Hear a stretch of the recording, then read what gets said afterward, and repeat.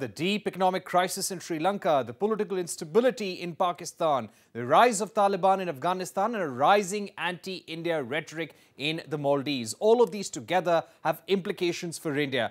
Is it time now to review India's neighbourhood policy? But before that, let's take a look at India's investments in the region and the kind of economic situation some of the countries are in. First of all, what is India's neighbourhood first policy? This was announced early on in Prime Minister Modi's first term. The focus was on improving ties with India's neighbours, help without strings attached, and reduce China's influence in the region. Let's look specifically at Sri Lanka, which is facing a major economic problem right now. India has committed close to $6 billion over a decade and $2.5 billion in grants and concessional loans in the last 3 months alone. Let's look at China now. According to the Gateway House, China has made investments and other commitments to the tune of at least $150 billion in the neighbourhood. China is the largest overseas investor in the Maldives, in Myanmar, Pakistan and Sri Lanka.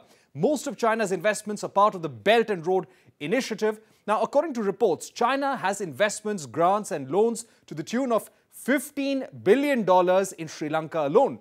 Also, a $65 billion commitment to the China-Pakistan economic corridor.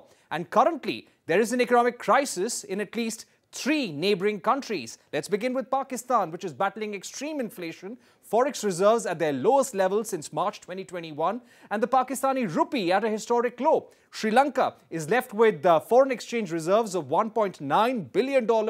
It has to make payments to the tune of $8.6 billion this year and a foreign debt of $12.5 billion. Nepal is facing a balance of payments deficit. It has stopped non-essential imports and its forex reserves have fallen by 16% in the last 7 months.